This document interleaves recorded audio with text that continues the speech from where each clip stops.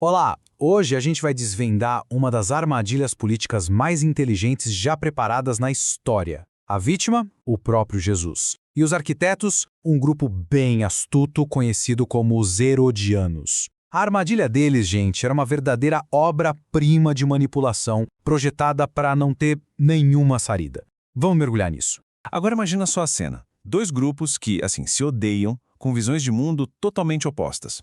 Um é super religioso, nacionalista ao extremo. O outro é secular, pró-governo. O que no mundo poderia unir essa gente? A resposta é um inimigo em comum. Alguém tão influente que fez eles deixarem as diferenças de lado com um único objetivo em mente: destruí-lo.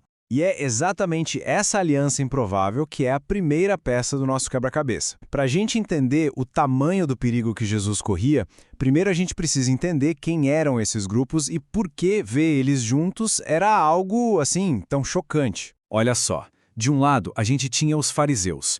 Eles eram os guardiões da lei judaica, super religiosos e, ferozmente anti-Roma. Do outro lado, os herodianos.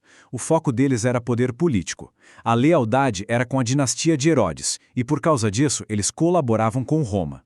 Eram opostos em tipo tudo, mas se uniram por uma única razão: a ameaça que Jesus representava para o poder dos dois. A maioria de nós já ouviu falar dos fariseus, né? Mas quem exatamente eram os herodianos? Chegou a hora de a gente colocar os holofotes nesse grupo que geralmente operava nas sombras do poder. E ponto mais importante para a gente entender é este: os herodianos não eram um grupo religioso, eram um partido político, ponto. Pensa neles como a elite da época, sabe? Os assessores, os figurões do governo. A principal lealdade deles era com a família de Herodes que estava no poder. Para eles, cooperar com Roma não era traição, era pragmatismo. Era o jeito de manter a estabilidade e, claro, os próprios privilégios. A agenda deles era bem clara.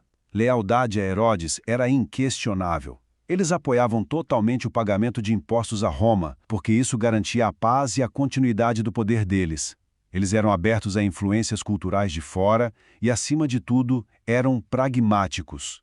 Para os herodianos, a questão não era a pureza religiosa, e sim como sobreviver e, mais ainda, prosperar debaixo do Império Romano. E foi com essa mentalidade política, e agora unidos aos seus antigos rivais, os fariseus, que eles prepararam o palco. Montaram a cena para um dos confrontos mais tensos que a gente vê nos evangelhos. Eles criaram a armadilha perfeita. Eles não chegaram chutando a porta, sabe? Pelo contrário, a abordagem foi na base da bajulação. Eles começaram com elogios, tentando desarmar Jesus e a multidão que estava ali. Mestre, a gente sabe que você é íntegro, que não se importa com a opinião dos poderosos. Era tudo uma preparação calculada para o golpe final. E aí veio a pergunta, curta, direta e, nossa, de uma maldade genial. É certo pagar o imposto a César ou não? Na Judéia do primeiro século, isso não era uma perguntinha sobre finanças. Era uma questão de identidade nacional, de lealdade religiosa, de submissão política. Era sem dúvida o assunto mais explosivo da época. Eles o colocaram no que a gente, em bom português, chama de uma sinuca de bico. Uma situação sem saída. Qualquer resposta direta, um simples sim ou não, seria um desastre. E era exatamente essa a intenção. A armadilha era perfeita. Pensa comigo. Se Jesus dissesse, sim, paguem o imposto, a multidão nacionalista ia ver ele como um traidor, ponto para os fariseus. Se ele dissesse, não, não paguem, os herodianos iam prender ele na mesma hora por rebelião contra Roma. Checkmate. Ou pelo menos era o que eles pensavam. Mas aí é que a coisa fica interessante. Jesus não joga o jogo deles. A resposta que ele dá não só desmonta a armadilha, como redefine toda a questão e deixa todo mundo ali, incluindo os inimigos, de queixo caído. Vamos ver como isso aconteceu? Repara na genialidade disso aqui. Ele não responde sim nem não. Ele muda o foco. Ele traz um objeto físico para o centro do debate. Ao pedir a moeda, ele força os acusadores a mostrarem que eles mesmos carregavam e usavam o dinheiro do opressor. É uma forma bem sutil de expor a hipocrisia deles. Com a moeda na mão, ele vira o jogo com uma contra-pergunta. Ele não pergunta se é certo ou errado, ele pergunta de quem é essa imagem? O que está escrito aqui? Ele joga a responsabilidade de volta para eles. E eles são forçados a admitir o óbvio. É de César. E então vem a resposta que ecoa através dos séculos. Então, deem a César o que é de César e a Deus o que é de Deus. Silêncio. A armadilha foi completamente desarmada. Mas qual é o significado profundo disso?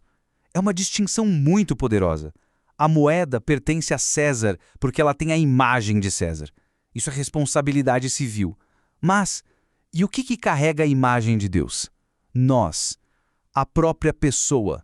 Jesus estava dizendo, cumpram suas obrigações como cidadãos, mas nunca se esqueçam que a lealdade final de vocês, a sua vida, o seu ser, pertencem a Deus. Mas a história não acaba com essa resposta genial, não. Jesus usa esse encontro para ensinar um princípio ainda mais profundo e duradouro sobre uma ameaça que é bem sutil, mas muito perigosa. Um tempo depois, ele adverte os discípulos diretamente, usando uma metáfora muito forte. Cuidado com o fermento dos fariseus e com o fermento de Herodes. O fermento, você sabe, é aquela coisinha pequena, quase invisível, mas que se espalha e transforma a massa inteira. Então, o que seria esse tal fermento de Herodes? É a ideologia dos herodianos. É aquela mentalidade que coloca o poder político, a conveniência e a manutenção do status quo acima da verdade e da lealdade a Deus. É a influência sutil do secularismo que corrói a fé por dentro, fazendo a gente negociar nossos valores por ganhos terrenos. E o que a gente tira de tudo isso? Acho que 3 grandes lições. Primeira, sim, nós temos responsabilidades como cidadãos, mas nossa lealdade final, suprema, é a Deus. Segunda, o poder do Estado tem limites, já a nossa entrega a Deus deve ser total. E por fim, a gente precisa estar sempre alerta para essas ideologias que, como o fermento de Herodes, tentam nos desviar. E isso tudo nos deixa com uma pergunta para a gente refletir. A armadilha do tributo pode parecer uma história antiga, mas essa briga entre o que César exige e o que Deus exige é totalmente atual. Hoje, quais são os fermentos, as ideologias políticas, as pressões culturais que estão competindo pela nossa lealdade suprema? A resposta de Jesus nos convida a pensar bem fundo sobre onde ou em quem a gente deposita a nossa confiança final. Obrigado por acompanhar. Você é professor da EBD? Venha ser membro do canal Descomplicando a Teologia. Toda semana os membros recebem subsídios teológicos, slides, explicação por escrito, dinâmica digitada, plano de aula, videochamada, leitura diária, atividade online e em PDF, mapa mental, grupo VIP, ideias para o encerramento do trimestre e apresentações, simulados, certificados, WhatsApp 73 98141 8544. Pastor Giovanni Santos.